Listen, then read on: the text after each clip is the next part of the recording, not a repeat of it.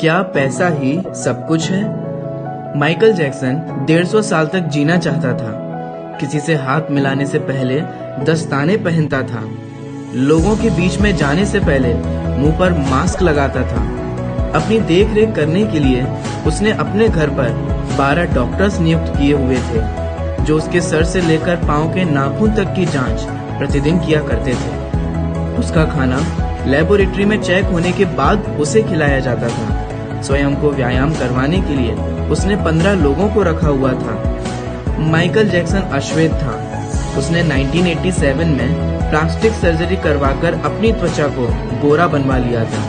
अपने काले माँ बाप और काले दोस्तों को भी छोड़ दिया। गोरा होने के बाद उसने गोरे माँ बाप को किराए पर लिया और अपने दोस्त भी गोरे बनाए। शादी भी गोरी औरतों के साथ की। नवंबर 15 को माइकल ने अपनी नर्स डेबी रो से विवाह किया। उसके जीवन का बस एक ही लक्ष्य था कि वह 150 साल तक जीवित रहे। इसके लिए वह हमेशा ऑक्सीजन वाले बेड पर सोता था। उसने अपने लिए अंगदान करने वाले डोनर भी तैयार कर रखे थे, जिन्हें वह खर्च देता था, ताकि समय आने पर उसे किडनी, फेफड़े, आंख या किसी भी शरीर के अन्य अंग की जरूरत पड़ने पर वह आकर दे दे।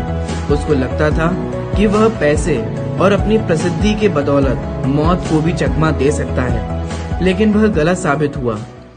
25 जून 2009 को उसके दिल की धड़कन रुकने लगी। उसके घर पर 12 डॉक्टर की मौजूदगी में हालत काबू में नहीं आए। सारे शहर के डॉक्टर उसके घर पर जमा हो गए, लेकिन वह उसे नहीं बचा पाए। उसने 25 साल तक डॉक्टर की सलाह के विपरीत कुछ नहीं खाया। अंत समय में उसकी हालत बहुत खराब हो गई थी। 50 साल तक आते आते वह पतन के करीब ही पहुंच गया था और 25 जून 2009 को वह इस दुनिया से चला गया। जिसने अपने लिए 150 साल जीने का इंतजाम कर रखा था, उसका इंतजाम धरा का धरा रह गया। जब उसकी बॉडी का पोस्टमार्टम हुआ तो डॉक्टर्स ने बताया कि उसका शरीर हड्डियों का ढांचा बन चुका था। उसका सिर गंजा था। उसकी पसलियां, कंधे, हड्डियां टूट चुके थे। उसके शरीर पर अनगिनत सुई के निशान थे। प्लास्टिक सर्जरी के कारण होने वाले दर्द से छुटकारा पाने के लिए एंटीबायोटिक वाले दर्जनों इंजेक्शन उसे दिन में लेने पड़ते थे। क्या आपको पता है, माइकल जैक्सन की अंतिम यात्रा को 2.5 अरब लोगों ने लाइव देखा था। यह अब तक की सबसे ज्यादा देखे जाने वाली लाइव ब्रॉडकास्ट है। माइकल जैक्सन की मृत्यु के दिन यानी 25 जून 2009 को दोपहर के 3:15 बजे विकिपीडिया, ट्विटर, इंस्टेंट मैसेंजर यह सभी क्रैश हो गए थे। उसकी मौत की खबर का पता चलते ही गूगल पर 8 लाख लोगों ने माइकल जैक्सन को सर्च किया। ज्यादा सर्च होने के कारण गूगल पर सबसे बड़ा ट्रैफिक जाम हुआ था और गूगल क्रैश हो गया। 2.5 घंटे तक गूगल काम नहीं कर पाया।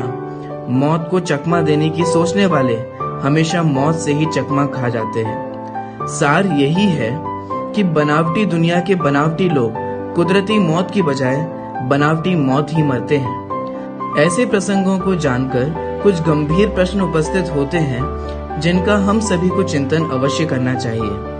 क्या हम बिल्डर्स, इंटीरियर डिजाइनर्स, कैटर्स और डेकोरेटर्स के लिए कमा रहे हैं? विचार कीजिए, हम बड़े बड़े कीमती मकानों और बेहद खर्चीली शादियों से किसे इम्प्रेस करना चाहते हैं? क्या आपको याद है कि कुछ साल पहले किसी की शादी पर आपने क्या खाया था?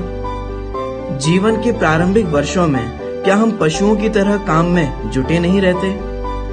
कितनी पीढ़ियों के खान पान और लालन पालन की व्यवस्था करनी है हमें।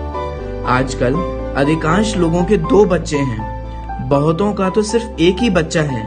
तो फिर सोचिए कि हमारी जरूरत कितनी है और हम पाना कितना चाहते हैं। क्या हमारी अगली पीढ़ी कमाने में सक्षम नहीं है, जो हम उनके लिए ज्यादा से ज्यादा सेविंग कर देना चाहते हैं? क्या हम रोज अपने जीवन से कुछ समय निकालकर अपनी शांति के लिए, स्वयं के स्वाध्याय के लिए समय नहीं निकाल सकते? हम कमाने के साथ आनंद भी क्यों नहीं प्राप्त कर सकते? इससे पहले कि आप स्लिप डिस्क के शिकार हो जाएं, इससे पहले कि कोलेस्ट्रॉल आपके हार्ट को ब्लॉक कर दे। ज्ञान और आनंद प्राप्ति के लिए समय निकालिए। वास्तव में विचार करें तो हम किसी प्रॉपर्टी के मालिक नहीं होते। सिर्फ कुछ कागजातों, कुछ दस्तावेजों पर अस्थायी रूप से हमारा नाम लिखा होता है और हमें ऐसा लगता है कि यह जमीन हमारी है। किसी के भी बारे में उसके शानदार कपड़े और बढ़िया कार देखकर ही राय मत बनाइए। इस कहानी का सार यही है कि धनवान होना गलत नहीं है, लेकिन सिर्फ धन संबंधी ही विकल्प करना, सिर्फ धनवान होना गलत है। आइए हम और आप जिंदगी को पकड़ें इससे पहले कि जिंदगी हमें पकड़ ले।